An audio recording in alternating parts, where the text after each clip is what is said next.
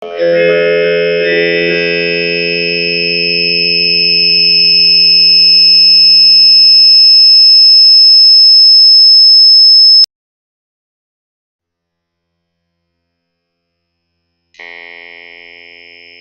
Dr. Bhargav, I think I'm not audible.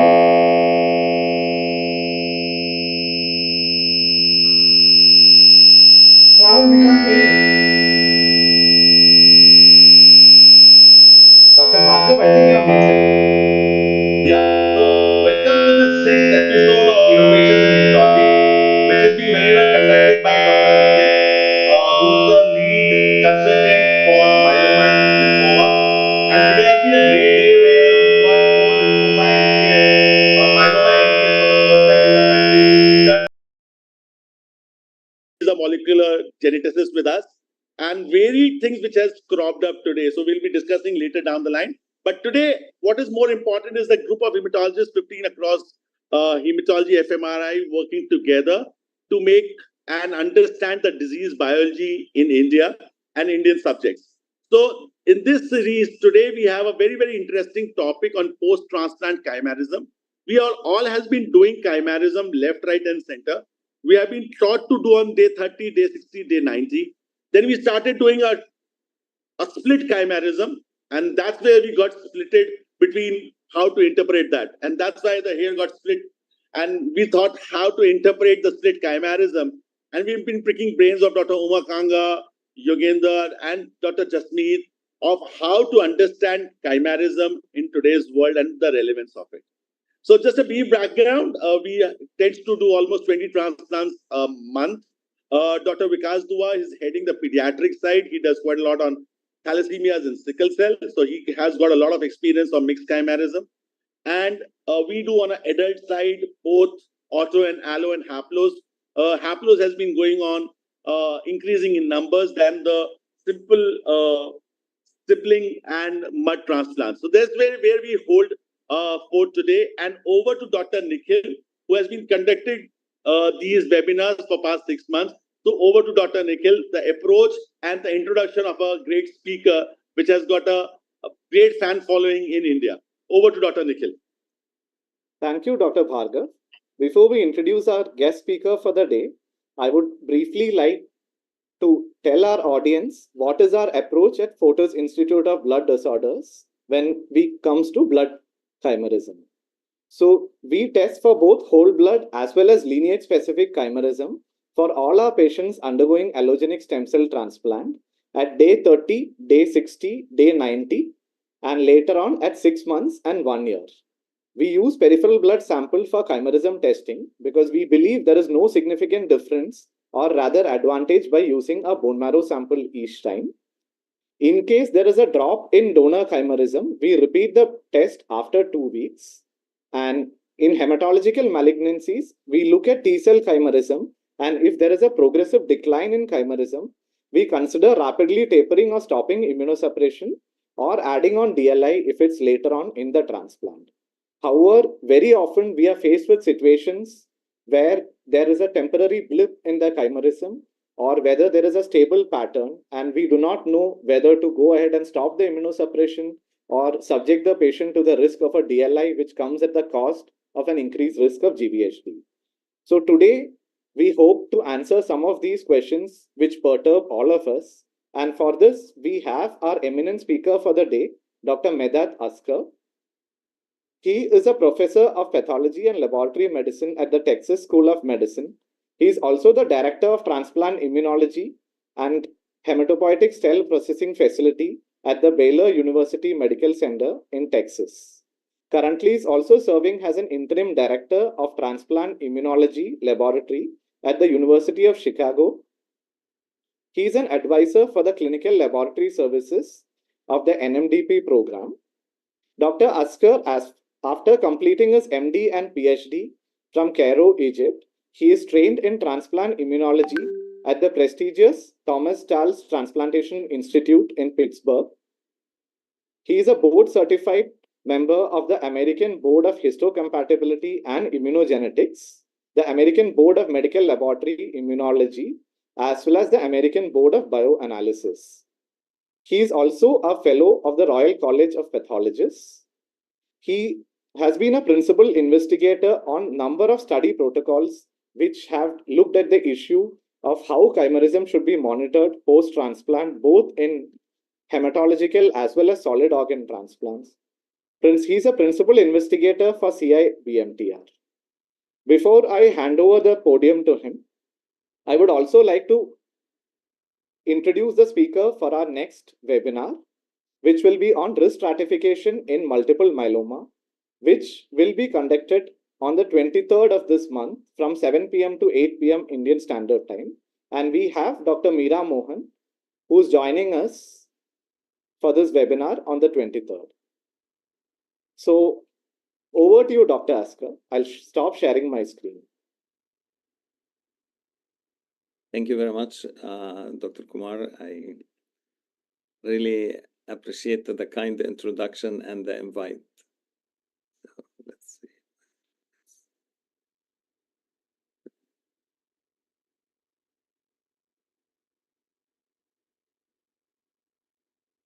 So really, the chimerism analysis is an area that has been the subject of a lot of technological advances, which produces more information than we know what to do with.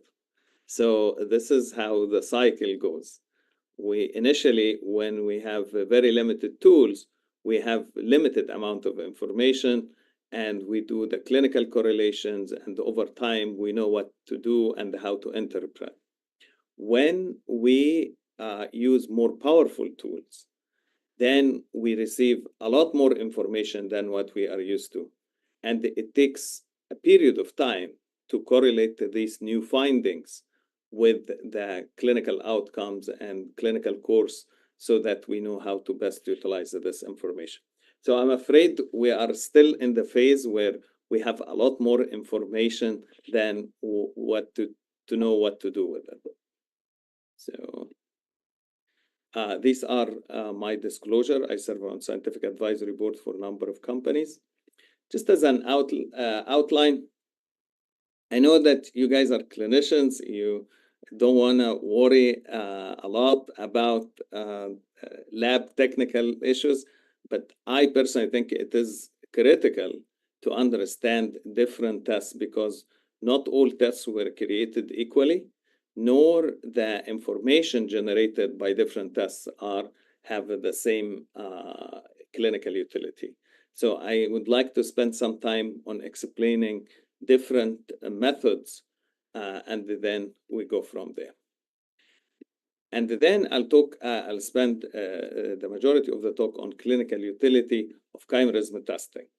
And particularly, I'll focus on engraftment monitoring and minimal residual disease or measurable residual disease detection.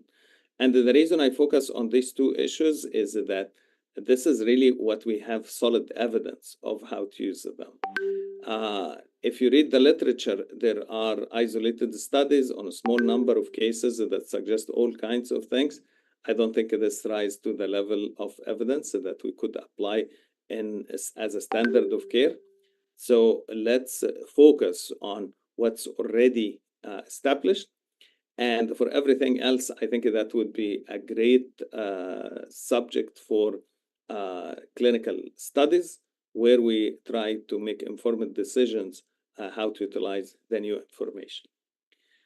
So this is an article that we published a couple of years ago about the technical issues of chimerism analysis and the most cutting edge technology, which I don't think has changed since we published this article, and what are the differences between different methods.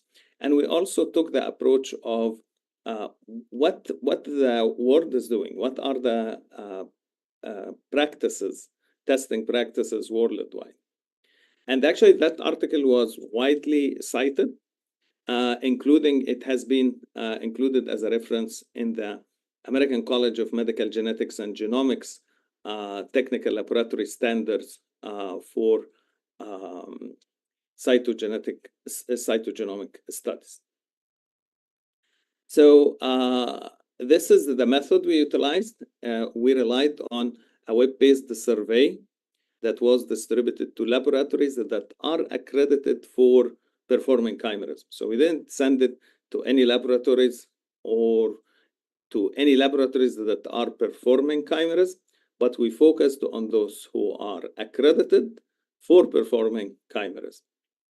And we also send another survey to CIP-MTR program directors that focused on clinical utility. How? So the questionnaire to the lab directors was what technologies they are using, and the question for the bone marrow transplant program directors was how they are using the information generated from these tests.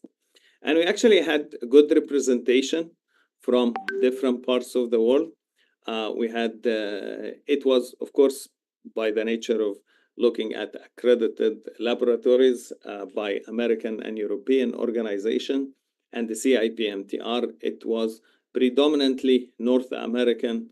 The participants were North American and European, but also we had a good 33% participation from different parts of the world. We included adults programs and pediatrics programs, and we used we included participants that were good representation of different program size and the scope of practice. So the majority were more on the smaller size, less than 50 transplants a year.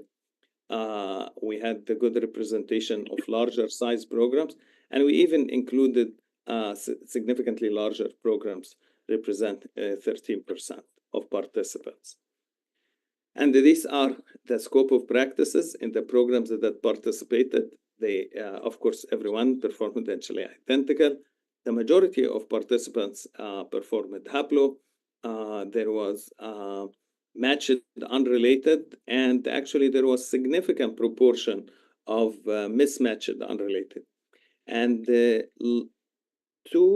3 weeks ago, I was in the WMDA meeting in South Africa, and actually the NMDB showed operational data to suggest that the utilization of mismatched unrelated donor has been increasing 30% year over year due to advances in GVHD prophylaxis using post-transplant cytoxan and other drugs like as abatacept and the others, and also the high-dose ATG as in PGene protocol. The types of programs, the majority, of course, of transplant programs usually are academic, but we had good representation of hospital-based and private and reference laboratories and government programs as well. So these are the methods. These are the majority of the lab. There were a smaller number of labs that used VNTR, but the majority of participants, again, by the virtue of heavy representation from North America and Europe, were STR. At the time, there was some European labs predominantly using quantitative PCR, real-time PCR, and some American, mainly North American laboratories using next-generation sequencing. I would say today, probably there are more labs in Europe using real-time PCR, and more labs, significantly more labs, probably more than the European labs using qPCR in the US that using next-generation sequencing. And there is quickly comparison between these different methods. And I'm going to show you, probably until now you are saying how any of this is relevant to what we are talking about. And I'm going to show you in a few minutes the clinical relevance of different types of data generated by different methods. So if we look at VNTR that you are using, it has high informativity, it's fast, and it requires a low amount of DNA, so that's all excellent. And the trouble is that the sensitivity is lower, and the amplification efficiency due to larger size of the PCR product is limited. And I'm gonna explain in a minute why this is important. If we look at the STR, and especially if we do STR in subpopulations, which you guys are doing, but using VNTR, we find that it also shares the high informativity, the fast and requiring low amount of DNA. Just to explain why low amount of DNA is important, because when you do subsets, especially subsets with low frequency, such as CD34 or NK cells or others, then you wouldn't have enough DNA to perform assays such as real-time PCR that require high amount of DNA. And we said that VNTR has low sensitivity. STR has moderate sensitivity. If we talk about real-time quantitative PCR, it has high sensitivity, it's rapid, it's robust, and it is quantitative, more quantitative than the other previous two methods. The problem with the real-time PCR, it has less accuracy, meaning if you repeat the test multiple times, you get different results every time you repeat with a wide variability. And it requires high amount of DNA, which is really not very helpful when you're trying to do subsets. There is the digital droplet PCR. It's like the PCR, but it overcomes the low accuracy problem. So it has high sensitivity, high accuracy, but still has the same problem of high amount of DNA requirement, and it is low throughput. So how do we overcome the high amount of DNA requirement and the low throughput? Using next generation sequencing. It is high sensitivity, high accuracy, high throughput. It is a little bit more expensive than the previous methods, and it is labor intensive. So STR and VNTR share a lot of common features. And basically, it is repeat sequences that are studied in a multiplex fashion using multicolor so that we can identify which alleles are recipient and which allele are donor, and we calculate the percentage. And initially, just to keep in mind that STR and VNTR were not invented to be clinical tests. They were not invented to be quantitative. They were introduced for crime scene investigation, and it is based on the 13 CODIS core STR loci, and these are their chromosomal positions.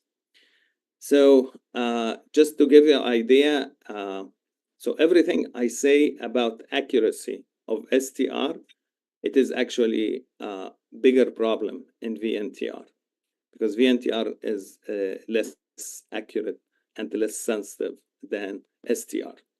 So STR, we usually have artificial mixes that we know their concentration. We make them in the lab, and we would like to see them producing the same result as what we expect, because that gives us confidence when we measure the concentration of the donor sample, of the patient sample that we don't know the result for, that it is accurate.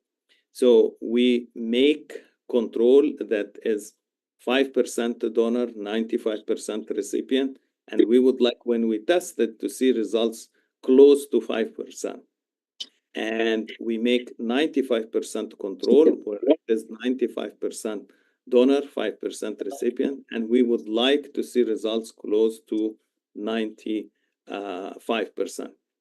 And we run everything in duplicate, and we see how the results are close. And we can see here that these results are not close. So that will give us 95 confidence interval that is very wide, and we shouldn't accept anything more than 10%. So if we subject to this, we see here that what is supposed to be 5% is actually 13%. What is supposed to be 95% is 88%. So this means we cannot use this marker. And we see, we'll see here that what is 5% is 7%. Okay, we can live with that. What is 95% 0.5% is coming as 91%. Okay, we can live with that. The comparison between the two duplicate, 24% and 26%. So that's close enough, resulting in a 4% confidence interval. So we can take this marker. So if we look at this, we disqualify this because of the wide confidence interval. And if we exclude everything with the wide confidence interval and not meeting the controls, we end up usually with 2 to 3 informative markers that pass the quality control. Just to give you an idea, fast forward, when we look at the NGS results, so these results, what I showed you previously was test result on the same run by the same technologies.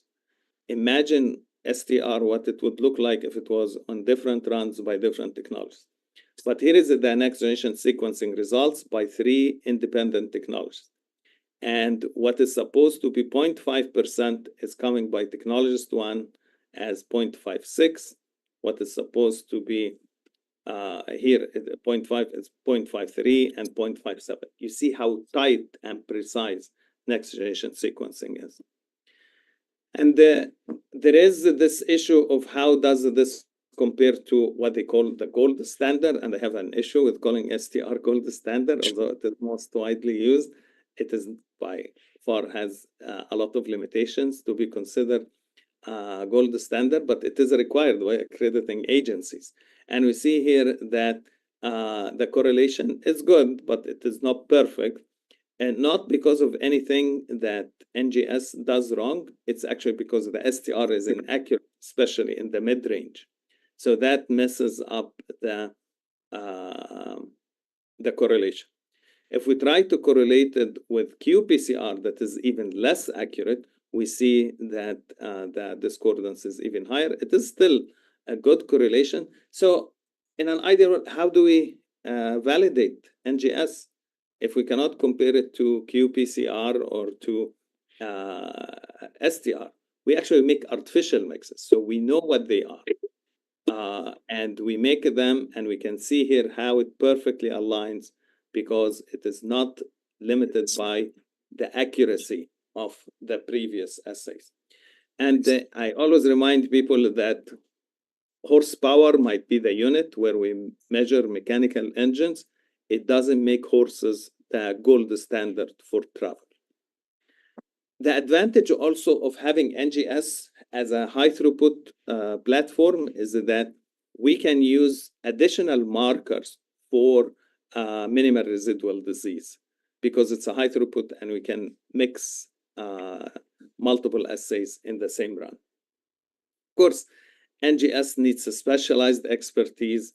Initial cost of instrumentation is high and the cost per test is higher than other tests. So summary of this part of the talk, if we look at tests that are widely used in the world, the STR is the most widely used, and it has intermediate sensitivity and it has high accuracy. If you look at qPCR, it has low accuracy, it has high sensitivity, and it has intermediate utilization. And if we look at NGS, it has the lowest utilization, but it has the best accuracy and best sensitivity. Now, let's keeping all of that in mind when we look at clinical utility, because to utilize the technical information, the test results in clinical context, we really need to understand the strength and limitation of the technology we are using.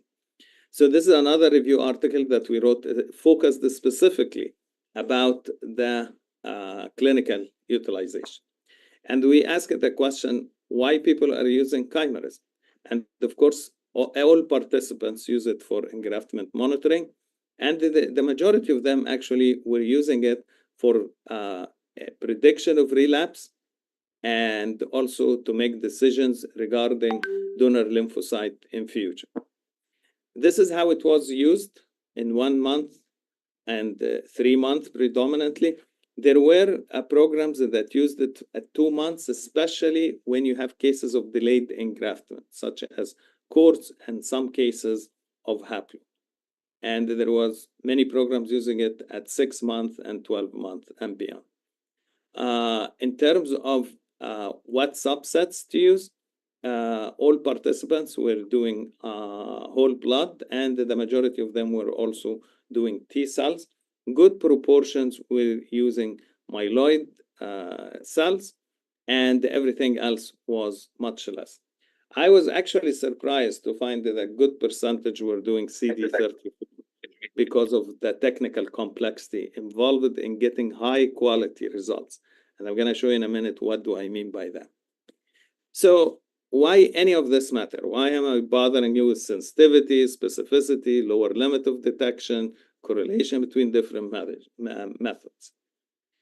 This is a study from 2017 that compared STR as a low sensitivity method, and we can say that everything will also apply to VNTR, and versus, excuse me, high sensitivity method, such as real-time PCR, and everything also will apply to next-generation sequencing. And here is what they saw, is that this is the, when we compare this is the low sensitivity method, and this is the high sensitivity method. There were actually, the cases of relapse were not detected by low sensitivity methods, and it was clearly detected on peripheral blood by high sensitivity method. And this was the conclusion from this study, is that qPCR, but not STR, revealed low levels, less than 1%, sustained host chimerism in peripheral blood, reflecting delayed engraftment in or persistent mixed chimerism. And the high sensitivity method identified all 8 out of 8 relapses with the sample 6 months before the onset of sustained positivity in both peripheral blood and bone marrow, compared to only 1 case out of 8 that where relapse was detected by STR and only in bone marrow. There is, this is really very important. I want to emphasize that if you have a method that doesn't detect microchimeras below 1%, then you really shouldn't be using it for detection of relapse. It is not going to be very helpful. But having that in mind, it is not the more sensitivity, the better. And I'm going to explain why is that. So more sensitivity, in theory, allows you to detect much, much lower percentages. But the problem when you, so in essence, it gives you more time to act, to decide how to get donor lymphocyte infusion or even do a second transplant.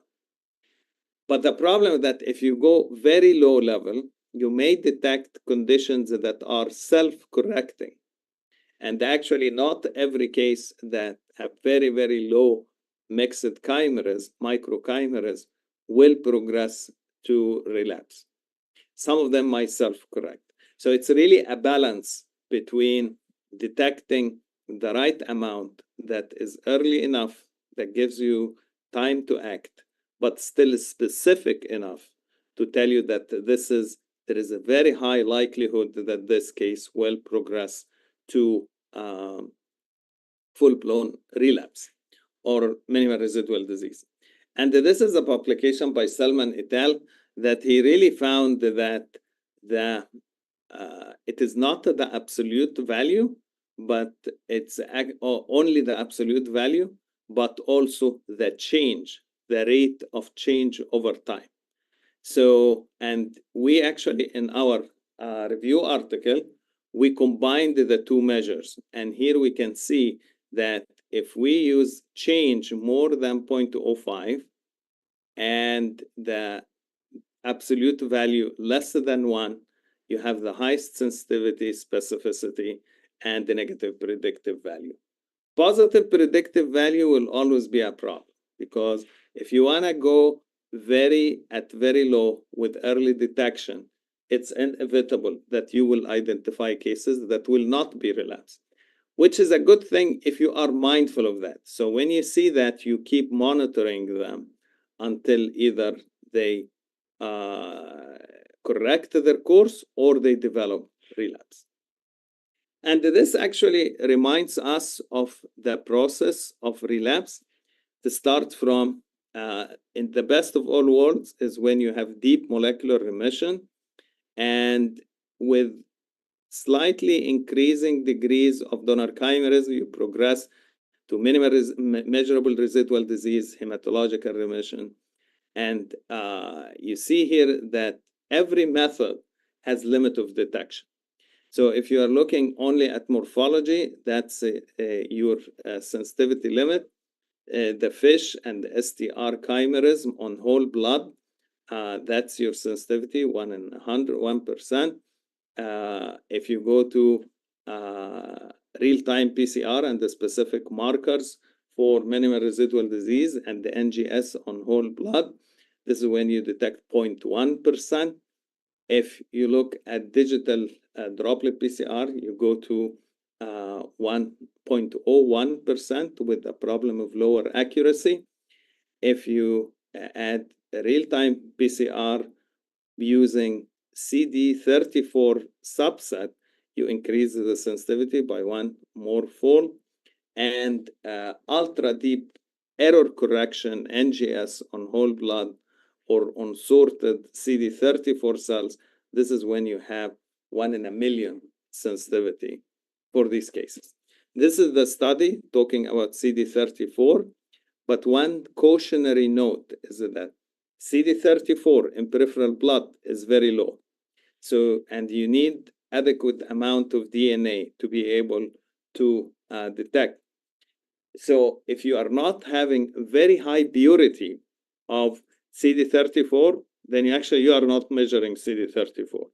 So we require no less than 90% or 85% CD34 purity to be able to make that distinction. The last thing I would like to talk about, because you asked about chimerism in haplo, is the loss of HLA loss relapse. And for identifying those, we need an assay that typically it is real-time PCR, what's on the market now, or next generation sequencing that has markers within the HLA region. And that has the ability to distinguish classical relapse from HLA loss relapse. Let's talk first about classical relapse. Classical relapse meaning that all markers, whether in the HLA region or elsewhere in the genome, will have the same donor recipient percentage because there is no loss of the HLA. In the HLA loss relapse, there is a tolerization process by which the mismatched HLA is being lost, which eliminates the target for graft versus leukemia effect. And it recorded to happen up to 30% of haplo cases. It has been reported to significantly lower percentage in mismatched unrelated, in matched unrelated, and even in courts. And here we can see that if you have HLA loss relapse, that the markers that are not HLA will be lost, will appear to be recipient, but the donor, the markers in the HLA region will remain because we cannot detect the recipient HLA because it's a HLA loss relapse. And this is the classical versus HLA loss. If we look at markers in the HLA region versus markers, there will be comparable. But if we look at HLA loss relapse, the HLA markers, all of them will be recipient because the donors will be lost. Will be donor because the recipient will be lost. So here, why this is important? So basically, when we have an assay, when we're running chimerism that doesn't have markers for HLA loss, it is not like we miss relapse. We will identify it as relapse, but the problem is because that's the curve you will see, the non-HLA. You just wouldn't have this red curve. So it is not like we're going to miss relapse. We will know it is relapse. So what's the big deal? Why have this? because we will misclassify what is HLA loss relapse as if it was classical relapse. And why this is important? What difference does it make? What really makes the difference is that in HLA loss relapse, you lost the target for graft versus leukemia effect, which means it will make DLI ineffective. And also it will make retransplant from the same donor or any other donor who shares the mismatched haplotype or mismatched HLA antigens not effective because it won't have graft versus leukemia effect. So we really cannot use the same donor. We cannot use the DLI. What we need to do is a donor that is mismatched for the other haplotype. And this way we maximize the graft versus leukemia effect. Just to summarize the clinical utility, and actually that's at the end of the talk, the strongest evidence for utilization of chimeras is for two main applications: engraftment monitoring and detection of relapse. In terms of relevance, engraftment monitoring is relevant in all transplants, particularly in non-myeloablative transplant and those with increased risk of delayed or failed engraftment.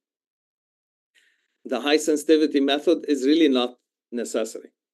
VNTR is perfectly fine because anything above 95% donor chimeras is considered complete donor chimeras. In terms of time points, most centers do at a minimum day 30. Some centers do day 60 for delayed engraftment, and many centers do it quarterly afterwards in the first year. HLA loss relapse is really not relevant in the context of engraftment monitoring. So using VNTR, the way you are using it for engraftment monitoring purposes is perfectly fine. You are using the best evidence at this point. When it comes to detection of relapse, that's a whole different story. It is relevant in diseases with high risk of relapse and also transplant platforms that are susceptible to relapse, such as haplo. In this context, having high sensitivity is advantageous because you cannot monitor detection of relapse, as I showed you, with STR or even less sensitive methods. In terms of time points, it is usually performed when clinically suspected. In terms of HLA loss relapse, as I showed you, it is advantageous, particularly in haplotransplant where HLA loss relapse happens up to 30%. There are so many questions are unanswered because of the limited access to these new tools that produce this wealth of information. And that's why we designed a project under the international workshop that will be in Japan that looks specifically about the relevance of chimeras. And these are my colleagues who are the project leaders of this project. My colleague Amanda Plowin from Memorial Sloan Kettering, Dr. Omar Musa from Medical University of South Carolina, and myself.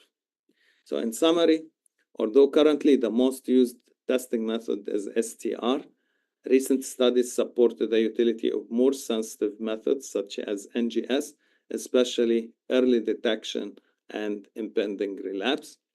There is really, as you mentioned, I support what you, and we looked at the literature very carefully. There is no convincing evidence that bone marrow is advantageous over using peripheral blood, especially when you are using high sensitivity method.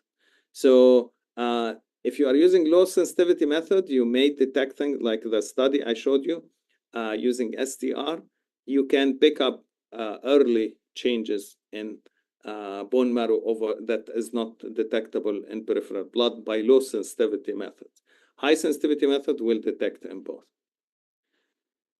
Periodic chimeras monitoring is advantageous in detecting dynamic changes in microchimeras, especially in non-myeloablative and hematological malignancies with high risk of relapse, such as AML. Testing lineage-specific chimeras, particularly T-cell and the CD34 positive cells is more sensitive in predicting impending relapse than testing whole blood. And using chimerism studies to identify cases of HLA loss relapse, although not yet widely available, it provides relevant information pertinent to identifying patients in whom particular donor mismatch is less likely to elicit graft versus leukemia effect, and donor and the guide donor cellular infusion and selection of donors for second transplant. I'll stop here and thank my colleagues in the lab at Baylor who helped me develop many of these tests, and my team in Qatar. Thank you. Thank you, Dr. Medat. It was wonderful listening to you. There are plenty of questions which are there. Over to Dr. Nikhil. Thank you, Dr. Medat, for that excellent talk. You covered such a difficult and varied topic in a very lucid manner. Thank So you. we have quite a few questions which we have collected from our colleagues and also from the audience. But before we go into that, I would like to request Dr. Uma to kindly switch on her video. Any comments, questions from ma'am's side, Dr. Uma Kanga? Thank you, Medat, for the wonderful presentation. And it's always a learning when you talk. Thank you. You're very kind. I appreciate that you have covered all the topics. And I believe instead of the VNTR, the STR is kind of the most commonly utilized technology, which is relevant enough. And because of the cost of the Yes. NGS, actually, it kind of gives us quite a good representation of the clinical situation.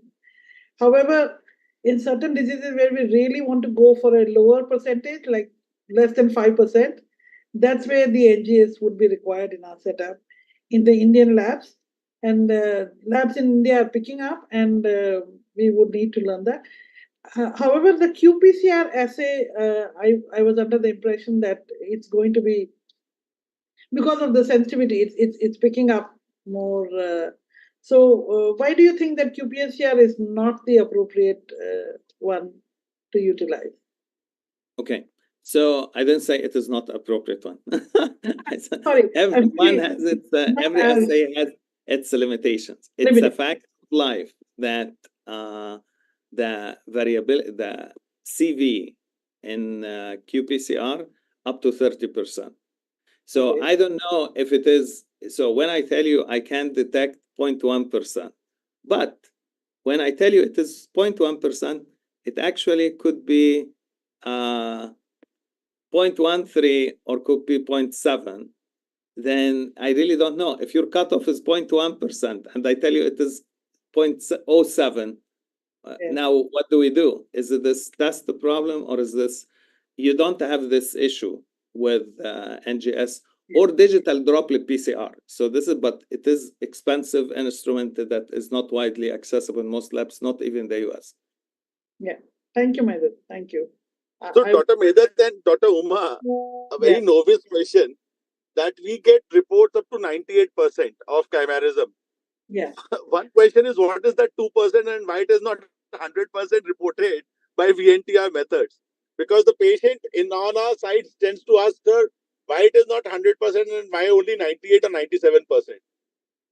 97%. Should I answer, Medat? Or yes, please. Okay.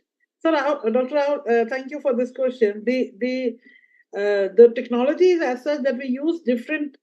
Firstly, we analyze what are the informative markers, and then we have different formulas to calculate depending on whether the recipient is homozygous on that marker or the donor is homozygous or heterozygous. So, based on those formulas, for each marker, we get a certain percentage. So, some of them are 100 and some of them are 85 or 95. And if there are, out of the 21 markers that we use, if there are like 10 informative, so we calculate an average of the 10. So it may turn out to be 98 or 97, which is pretty close to 100. But just because we have different formulas depending on the heterozygosity, the ultimate calculation comes out, and what exactly we get, we report the same. So the idea is to get an indication that when you follow up the cases, whether what is the trend that is more relevant at the moment to see. If it is 98, 97, we consider it is pretty much the same trend. But suddenly, when the calculation changes from the same 10 informative markers to 80 or 85, that's where you start worrying and look at it. So it's just the calculations. Dr. Mehta, how do you decide how many markers are sufficient enough in a mismatched transplant to say that is sufficient enough to monitor a chimerism and to predict some kind of a relapses? One question is that. In second question, we are doing T and myeloid right now, and we don't do B myeloid or NK cell.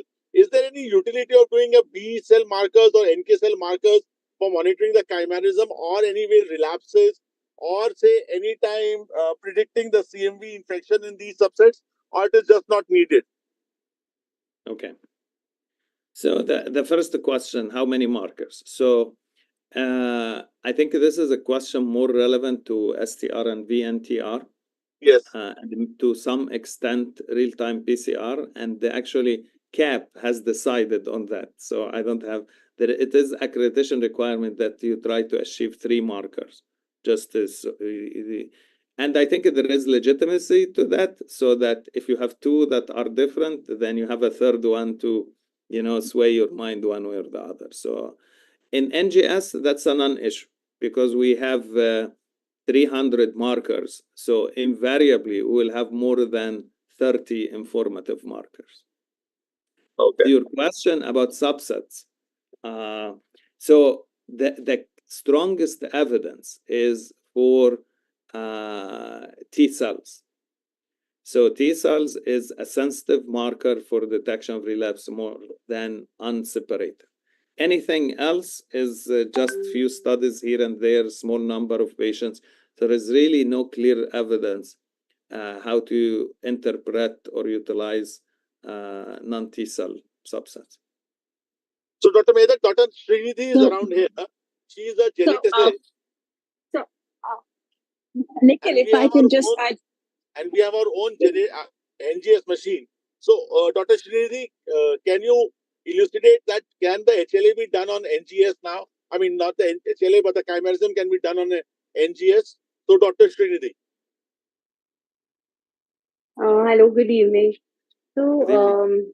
hi. So actually, I kind of validated the NGS chimerism where I did my fellowship, and I know it is exciting, but initially we were facing a lot of issues. And what I wanted to actually ask was, when you make artificial mixes, how many mixes do you make, and you go up to what level? Because like for STR, when we made the mixes, we made it like 100 0, 99 1, 98 2, and 97 3, and then 95 5, and then 75 25, and 50 50. So, do you also go to 0.5, and till what level do you go, and how do you establish the limit of detection? Uh, do you correlate it with the ddPCR, because that's what we do usually when we validate an MRD assay? And so, yeah, I wanted to know that. We validate the lower limit of detection and sensitivity based on artificial mixes because we believe NGS is the most sensitive, and comparing it to any other method will just mess up things for us. Will make it less sensitive than it could be. So we don't use other methods in comparison for it. We use 2 artificial mixes, and it's really, really critical to have them done right. So you need your best technologist who knows how to pipette, because you don't want to be using sample that is not accurate to begin with. And we use 2, and if our limit of detection is 0.1, then I think we validated it down to 0.5. So we use sample that is our lowest limit, 0.5, one artificial mix that is 0.5, and we use 2%.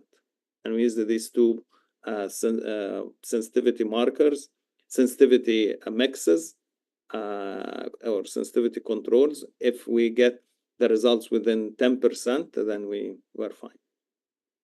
Okay. And Dr. Mehta, how do you, Dr. Srinidhi, what assays are you using for an HLA loss relapses, to predict relapses? Which assay are you using for that? Because Dr. Uma is also interested in that, and Dr. Srini is also interested for the country.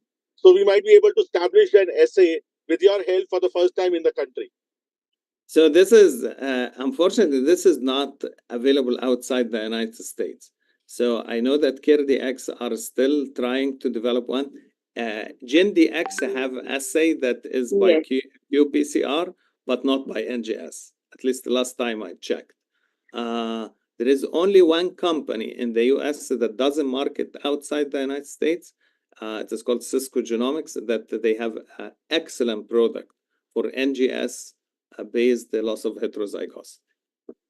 And Dr. So, Ram, right can I now ask we you one- have one kit. We have one kit which is available, and it's from Lunatis Technologies and as well as from Deviso, which is giving chimerism with loss of HLA. Although we haven't validated this particular kit, but I've used products from Lunatis and they're very good. And also we have one more assay which Iron Torrent has now launched, which can be run on an Iron Torrent platform where you do MRD, and that has chimerism as well as genomic loss of HLA. So that will be kind of interesting to know that how it works, because that's Yeah, from definitely. Thermo Fisher. So, So Thermo Fisher, I'm sure that will be like something exciting to work with. Absolutely. Nikhil, if I can get a word in, I'm just here. I hope you can hear me. Yes. Yes, Okay, yes. Please so go ahead. Megat, I needed to ask you two things. One, India is doing almost 99% STRs, which you must verify. The other thing I want to tell you is that most of India is using chimerism for the purpose for which the test is met, and that is a longitudinal monitoring. As far as MRD is concerned, it is at best a surrogate marker for MRD, and there are other ways one can look at MRD. Of course. Now I've looked at NGS chimerism because I do the donor-derived cell-free DNA from CareDX, and I've been doing it for 3 years now. It's And the same you would- assay, actually. I know, It's the same but assay. you need to Yeah. run the donor and the patient, so it's no big deal for me to do that. But I haven't shifted because of the requirement. One, of course, in India, cost effectiveness is very important. And also the kind of TAT one can give on an SDR-based test on a DNA sequencer is much more than on the NGS, much faster on the NGS platform. The other thing about the T-cell chimerism, and I've been doing it for many years now, maybe 10 years, I've linked it to the myeloid chimerism and also NK cells intermittently. And the was mainly to look at the engraftment patterns. And T-cell, of course, is proving to be a very sensitive chimerism as far as decision making is concerned for DLI or even monitoring over a period of time. The labs which did look at the digital droplet PCR and the qPCR, by and large, were not able to meet the requirement of the test,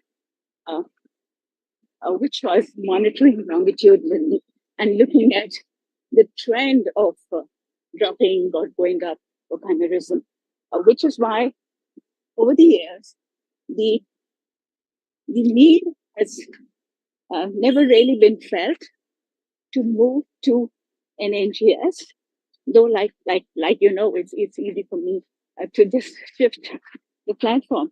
But so if I were to ask you, how would you feel if I were to run two platforms? My question would be like, sitting in a service lab at a national reference level, getting across to a whole lot of clinicians all over with different views, different approaches, different protocols, and so on and so forth. The point would be, if I know, do sometimes SDR and sometimes NGS. So it would have to be a complete segregation of the two platforms. And how do you think that would work?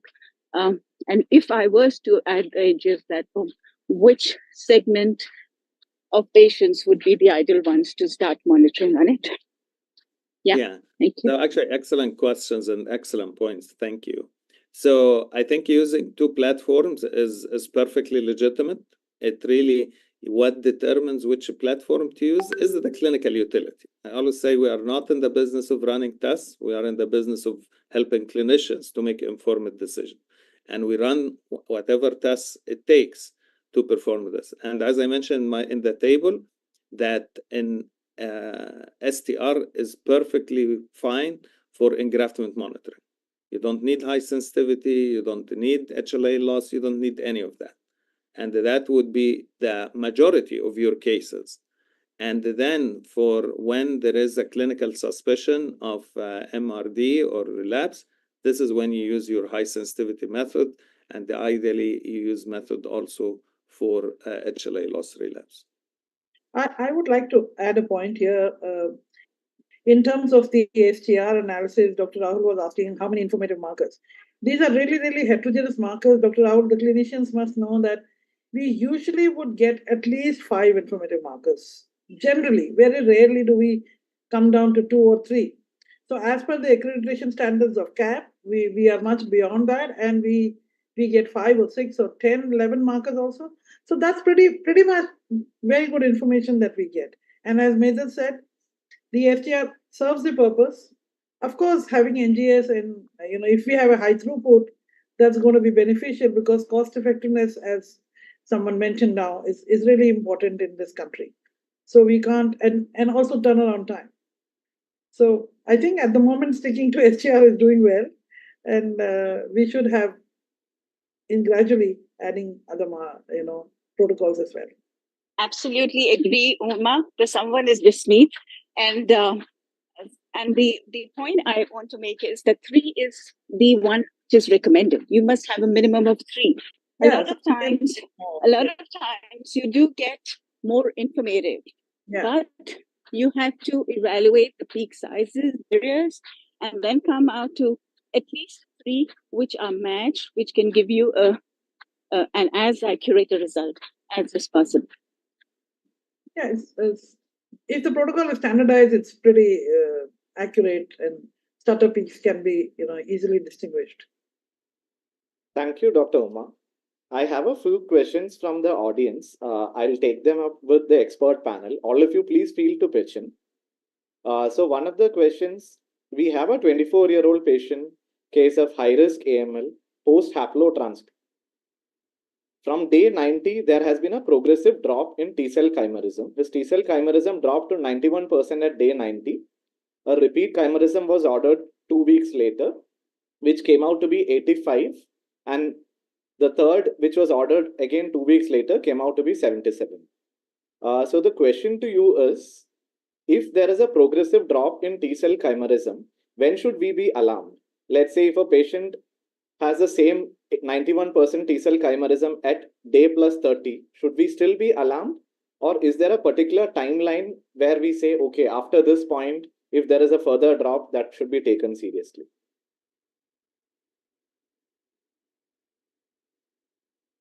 I don't think there is a consensus around that. I think it's mainly the experience in the center and what have you seen these cases evolve. So what you're talking about is decline, but it is not like horrifically progressive decline. I think eventually this case is gonna relapse if we are seeing this. So it really depends. I would start considering whether decreasing the immunosuppression, or I would start managing the case. So if there is a T-cell chimerism, let's say we check for the first time at day plus 30 and it comes out to be 91%, then should we be worried? And if yes, how frequently should we monitor for it going forward? Monthly. Yeah, anything less than 95% is not normal. And very often we see there is a transient drop in chimerism, and then further when we test, it comes up. So is there any particular reason for this? And no, I mean, at least there must be. It's just I don't think it's something we know, but we have seen, and that's what I was alluding to, that having the most sensitive method is not necessarily the most helpful thing. Everything needs to be taken within the clinical context, and some of these very, very low microchimerism, they self-correct. And so also even the macrochimeras that correct itself, usually these patients do just fine. Dr. Medat, at your center, what is the practice? How often do you monitor for chimerism, and do you do it by NGS for all patients? Yeah, we don't have any other method. All we have is NGS. So, and how often do you look at it? So we do 1 month. If it is not achieved, we do 2 months. And if it is achieved, then we do at 6 months and 1 year. Dr. Nikhil, Yes, doctor. you Please were go. asking about the transient shift in the chimerism. Yes. Are you talking about the lineage specific chimerism or the whole blood chimerism? No, we are talking about the lineage specific chimerism. Okay, so at times I feel in the laboratory it could be a cell purity issue as well. It could be. Usually the laboratories would standardize and check for the purity, but sometimes it's not. It's obviously a technique. You can't be 100% sure that you will get enough pure population. So that can lead to minor variations, which we should not pay so much attention at the moment. And is there any utility of looking at chimerism in body fluids like CSF? Yeah, I guess you could. When you have a CNS relapse in an ALL and you don't have, and you see a whole blood chimerism in the peripheral blood, and the same would apply for a granulocytic sarcoma, or when you don't have a peripheral blood relapse, you would see a whole blood there, and you would see thing. But that's I don't know how much you need to use chimerism to verify, but it would be more of academic. But yes, you would learn that there is cells which are, onco cells which are there. But yes, granulocytic sarcoma in the eye or in the skin, you could always do an aspirate and look at the percentage of donor and a recipient percentage there as compared to the bacteria. Because we have a young AML patient who has relapsed 2 years post-transplant. He has an isolated CNS relapse. The bone marrow shows full chimerism. And so we were just wondering whether is there a utility of looking at chimerism in the CSF as well in his case? So, what's your take on this? Nikhil, if it's a CNS relapse, there's no point doing a chimerism in the CSF, but maintaining his peripheral, looking at his peripheral blood chimerism, that's important. But if you have a skin nodule, say in an AML, or like I said, a granulocytic sarcoma, it would be worthwhile saying that there is a relapse there, which isn't there in the peripheral blood. It's kind of reconfirming, which you could also do on an aspirate or even a biopsy for that matter. The issue with performing tests in media that the assay has not been validated is how to interpret the results. What is the sensitivity? What is the specificity? What is the positive predictive value, negative predictive value?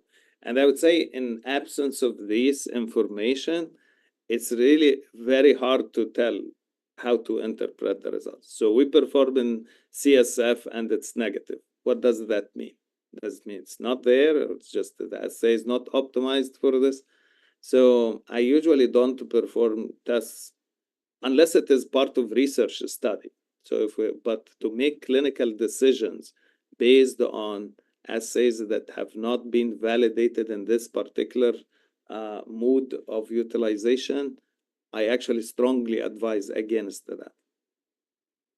And Dr. Medat, is T-cell chimerism a surrogate for GVL effect? Because of late, we have seen many patients who are relapsing with a full chimerism. Their T-cell chimerism is full, their 100% chimerism, and they relapse. This is not very unusual, but is the contrary true? That can we take T-cell chimerism as a surrogate for graft versus leukemia effect? So when you say that you have full chimerism, you mean full T-cell chimerism? Yeah, full T-cell chimerism, whole blood as well as lineage specific. No, leave alone the whole blood. We're talking about full T-cell chimerism. You want to take this as effect GVL, surrogate marker of GVL. And you say the patient is clinically relapsing, right? Yes, Yeah. absolutely. Yeah. So actually, I had this question to the program director at Memorial Sloan Kettering, and he said that having the chimerism is not doesn't mean that the graft is functioning. So you could have so it wouldn't be necessarily relapse in the classical sense. It just would be a graft failure. It is not functioning because it has been beaten up by chemotherapy and immunosuppression and this and that. So in these cases, unless you have HLA loss relapse, TLI actually could be useful. And another question that has come up from the audience, in patients who relapse with a full chimerism versus patients who relapse with a fallen chimerism, which subset would benefit from a DLI and which subset should be considered for a second transplant? Yeah, that's a clinical judgment question. This is not a lab question. And another question which has come up in the chat box, in a sex mismatch BMT, is XXXY chimerism acceptable? Like if we have constraints to doing an STR or an NGS based chimerism, can an XY chimerism by fish be used as a surrogate? Yes, so especially for engraftment monitoring. And with Dr. Srinidhi around, who's our molecular hematologist, we are hoping to set up chimerism by NGS at our institute since we have started doing NGS in-house. So I'm sure, Dr. Srinidhi, any more questions from your side before I go on to the audience questions?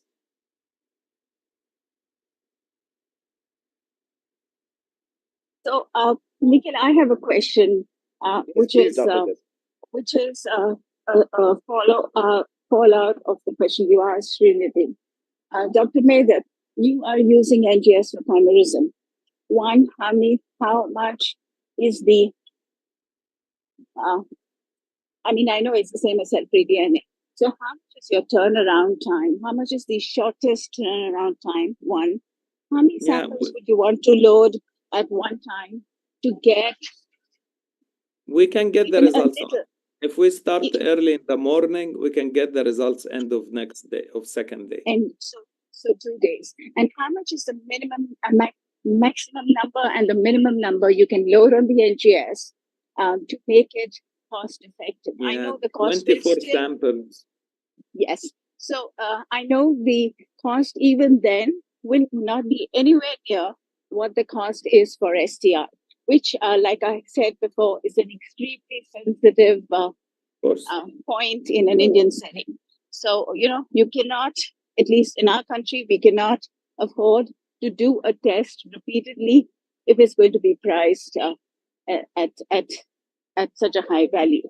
And then wait for 24 samples to load is another issue which would delay the time, which is something I faced when I set up HLA NGS. So that's a very valid point, Dr. Jasmeet. Dr. Srinidhi, what's your take on this? Yeah, so we have the Genexus machine. So Dr. Medhat, what machine are you using? You must be using the Illumina, right? Yeah. So we have the Genexus now, and the reason why we are able to give out our NGS reports faster is because we don't need to really load too many samples, and Genexus just needs 4 samples. And they are coming up with a new update in November where they are increasing the chip capacity to GX7, and they will have an assay which has chimerism as well as MID, and that requires only 2 samples. And they promise us that the cost is not going to be very high, and the TAT will be 24 hours. So we are very excited to, we are looking forward to that assay because, because I think chimerism is something which we should give out. Like in my training days when I was doing my fellowship in molecular hemat, the clinician was so persistent that he sent the sample in the morning, and we used to give out the sample probably after 10 hours and stay in the lab till probably midnight and give out the report. But then that's what we did, and that's what has been the teaching, that chimerism is an emergency other than PML RI and hematology. So I think the Nexus we should be a game changer and we are really looking forward to it, and probably we'll do a lot of NGS-based chimerism then. And I also look forward to see your results. And I really encourage course. you to participate in the international workshop, because that will be where we can have head-to-head comparison between different platforms. So we would see Sure. ion torrent technology compared to Illumina. And I wonder if Oxford Nano can also be utilized in this Yes. application. Yes. I haven't seen yes, any yes. reagents in this space, but I So, don't see why not. I'll tell you my experience. We had the Oxford Nanopore in one of my centers, and we just experimentally tried to run an assay on Oxford Nanopore, and it did throw up a lot of background noise. But then I think it still has the potential. It just needs to be informatically Optimized. done the right way, optimized right way. Yes. I think Oxford Nanopore may not be the right thing when you really want to narrow down to very small percentage of chimerism. Yes. Because Yes.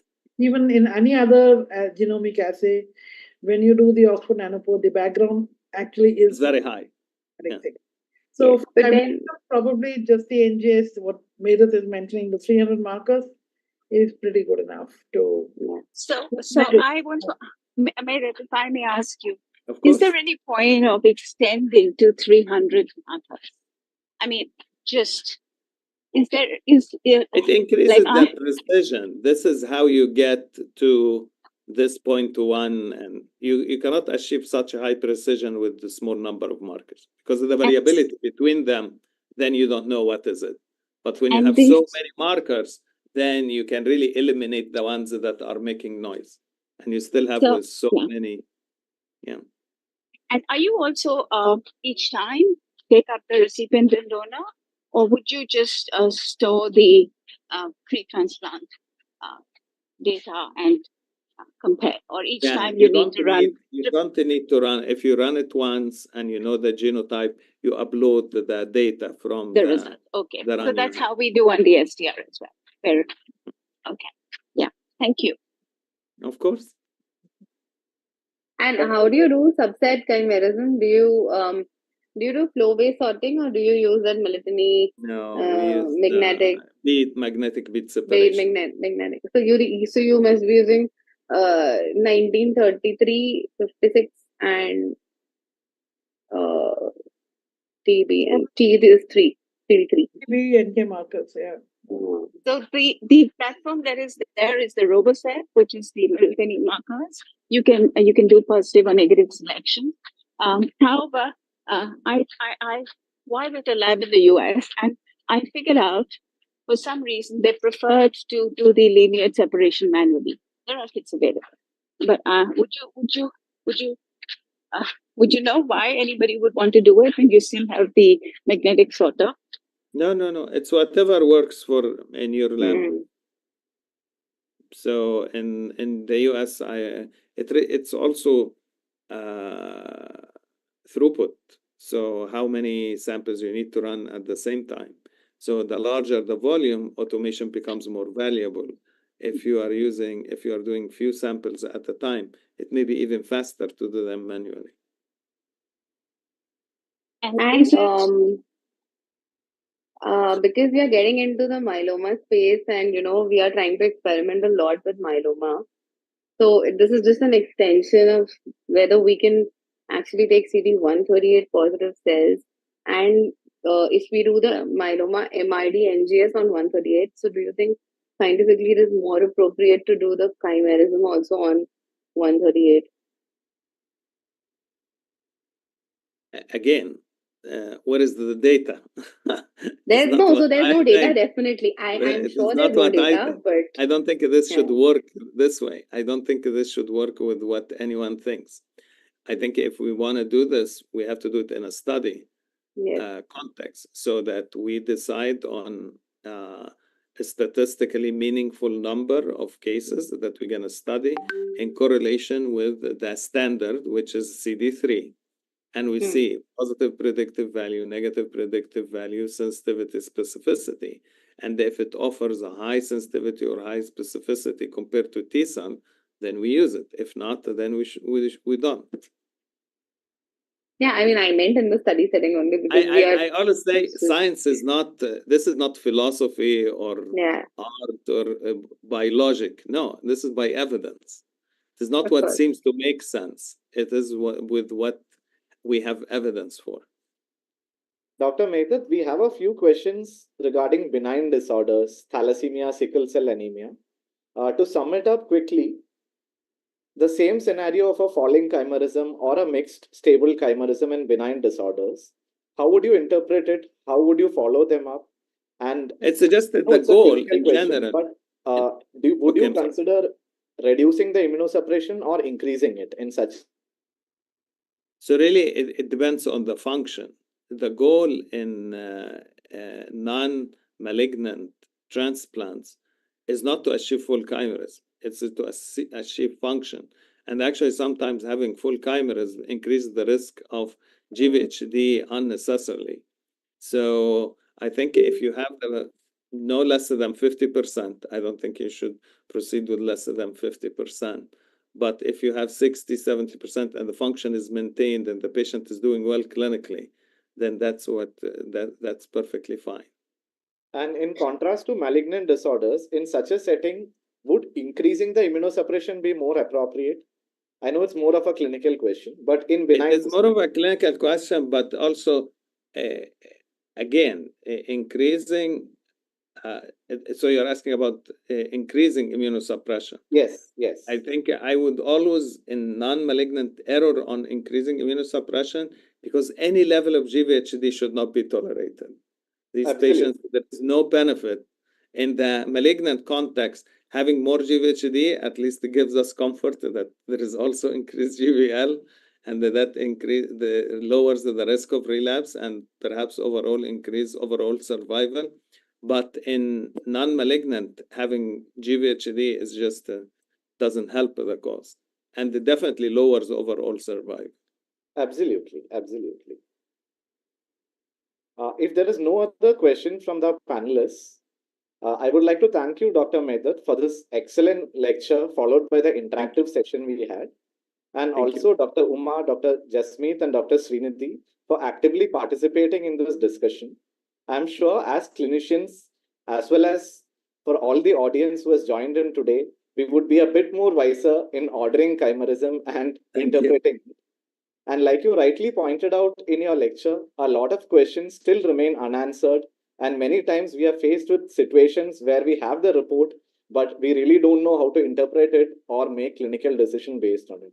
So a lot of work to be done on this field. And this webinar would serve as a good starting point in understanding the complexity and nuances associated with this and probably working towards it. We would be really happy to collaborate with you on projects where we can Yes, understand the I look situation forward better to that. and probably contribute to this because we do quite a bit of transplants. We do around 200, 250 transplants a year. And I'm very sure we can actively participate and collaborate with you so that we can understand this complex topic better. This will be invaluable contribution to the international workshop. As Umma knows, she is a counselor for the international workshop, and it's a lifetime appointment. So congratulations, Umma, for achieving this distinction. Thank you. And I think the advantage of participating in this workshop is that you don't only get access to your own data, you get access to the entire data set from the whole world. So you learn so much by participating in these international workshops. So, Mehdad, we will try to coordinate with the Indian centers and put up an Indian data on the workshop program. So That I will will try and be incredible. I'll coordinate with the clinicians so that we put up all the data of different categories of diseases, and that's where it will be very useful in comparison to the internet. We will surely try to participate in that. Thank you Thank for you very much. and thanks to the group for organizing this webinar. Thank you, Dr. Uma. Rahul. Yeah. All right. So Once thank again, you. thank you one and all. And before we wind up, I would also like to thank Emcure Pharmaceuticals for providing the backend support and organizing this webinar. I thank all those who have attended from all over the world in sparing their time and contributing to this wonderful webinar. Thank you all once again. Thank Thanks. you. Bye.